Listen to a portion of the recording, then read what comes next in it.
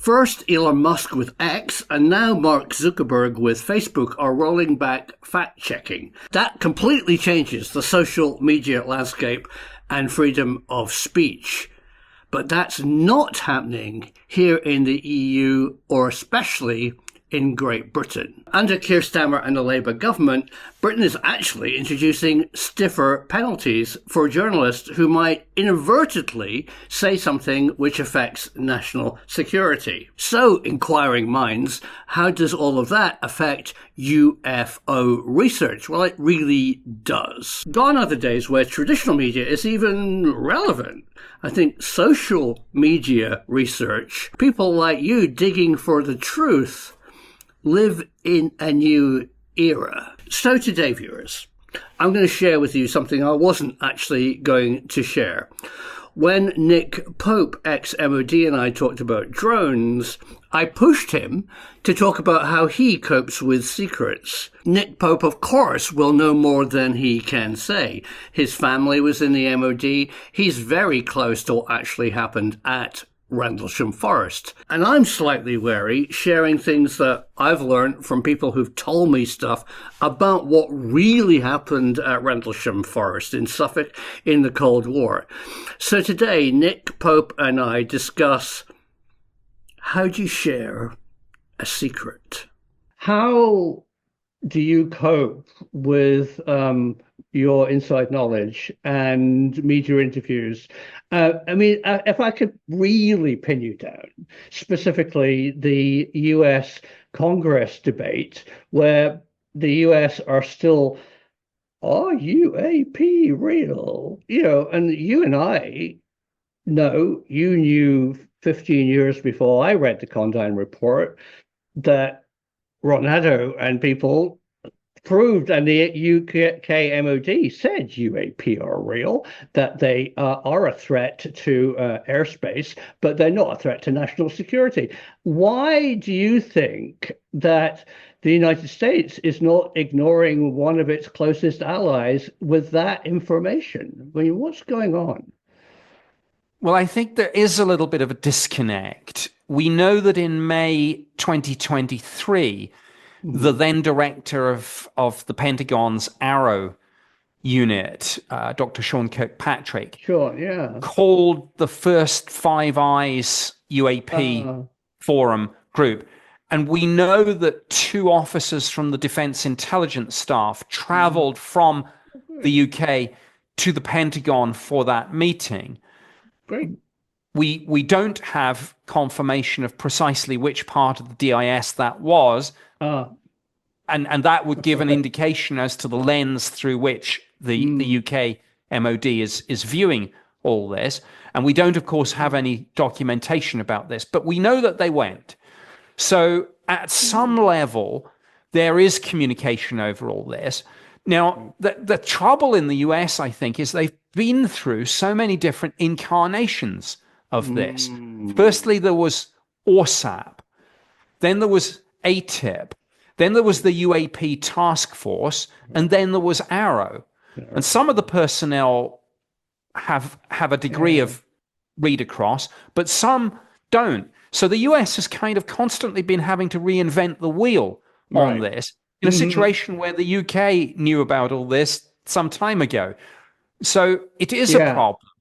Normally, obviously, the US and the UK are lockstep on any defense and national security issues. Here, they don't appear to be, but I hope that through the ongoing Five Eyes UAP working group, I hope that the US and the UK will be communicating more, sharing information more, and working together on this more, because that's long overdue. Well said. I completely agree. It constantly surprises me. I'm like yelling at my TV. They're real. We've got evidence.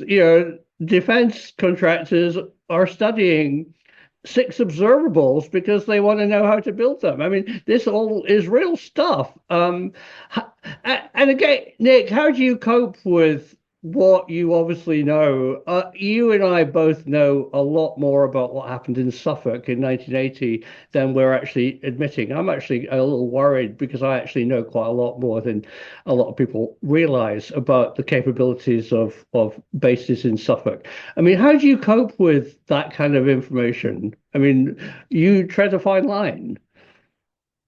I tread a fine line, but I know exactly where the line is. Ah, And if I don't, I err on the side of caution or right, ask. So right. simply put, it's very easy. I Hmm. can freely discuss with the media and the public anything that is either A, unclassified, or Right. B, which has been declassified. Uh-huh. If I'm in doubt on something, I will do one of two things. Hmm. With my books, it's very easy. I just pre-submit the manuscript for security clearance, Okay. and then it will just go through the system. In the Mm. US, it's called DOPSA, the Defense Office of Sure. Pre-Publication Security Review. In the UK, it's whatever part of the MOD Yeah. is judged to be the subject matter expert. Right. Um, with something more sort of low level than a 100,000 word book, Yeah. I might just pick up the phone and call the MOD press office. And I've still got Okay. friends and contacts there. Right. Heck, I'm still in one of the longest running MOD fantasy football teams at leagues. I'm not doing very well, I have to say. But the point is, I've No. still got Right. friends and colleagues and connections there. Good. And Of if course. I come across something and Hmm. I'm not sure. Like I say, I'll err on the side of caution. So if I can't get hold of anyone, I won't go there. But if I can, I might say, look, is it okay to mention this? And it's usually a yes or no answer. Yeah. No, thank you very much. I think what's your view on in 2024 about how journalists are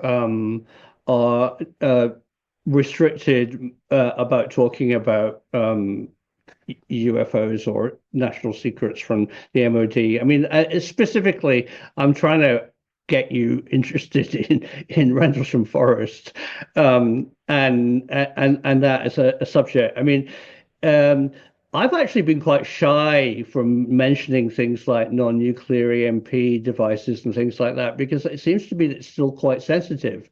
Um, you know, would somebody on YouTube get into enormous trouble? What world do we live in the UK right now for discussing these things from 40 years ago? Well, I can't give you legal advice No. on that, Right, but right, as a general point, I can say that if you have any information that you think is classified, I would not put it out there. right, Firstly, because it is illegal, and secondly, because of course it could help adversaries. I right. think that um, if you could do, anyone could do, any journalist, whether they're a Mm, mainstream, traditional mainstream media journalist, or now, of course, we're in the days of social X media, and right, citizen right. journalism, but anyone is free Mm, to shoot an email over and to ask a question and say, look, I've got hold of sure. something that I'm going to run. Is there any reason I shouldn't? I think Ah, it's right. the responsible thing to do. Yeah, no, that's great. Nick, I will not use that last bit. It was just me shooting. No, you Uh, can use it uh, if you like. I have no objection. all It's in right, thank fact, you. I think in I some really want ways, to. Yeah. yeah, it's quite a useful thing to have out there. But people will make their own Okay, decisions on this. I'll think I about it. Yeah. I can't police it. I can just give my advice, which is, as I say, is not legal advice, but No, I no, think it's pretty no. good advice. Yeah. No, in fact, I asked you a bit the wrong question. Now we should wrap this up because we're going to run out of Zoom time. But I mean, it was just how you cope with obviously a Right. lot of family and inside knowledge about things, and are appearing in public and discussing things, but with this vast knowledge behind you, which you're treading carefully. I mean, is that Yes. General. yeah. It, I have to tread carefully, but generally speaking, information tends to get less classified as time passes. And generally speaking, you can say that there's a sort of relationship between the length of time that's elapsed and the likelihood that something will still be an issue. So again, it's not an absolute, but generally speaking, for example, with Rendlesham, talking about things that have happened in the 1980s, tends to be less problematic than talking about things that are happening now.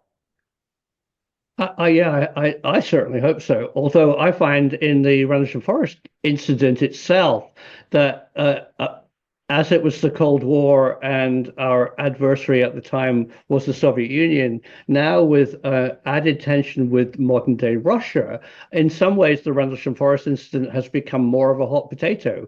That's how I feel. There's a whole bunch of stuff that I really don't want to talk about because I think that it might not reveal anything about national security, but it might undermine current relations with modern day Russia if we start saying what we were really doing there. Any comments? Yeah, and this plays into the wider debate about OSINT and open source intelligence, where even if something's not classified, if you put together enough pieces, you can still get something which is fairly helpful to an adversary. And so, you know, again, people have to self-police on this, but obviously the law is the law when it comes to classified information, and I would encourage anyone to check. Interesting stuff. So do you think laxing the rules about what you can say on social media is a good thing? Or potentially eroding national security? I'm really interested to hear your views on that. Share a comment below. So today, in a brave new social media world, will we eventually find answers to questions that we really want to know? Or are we all going to get locked up? I hope not. The truth is out there.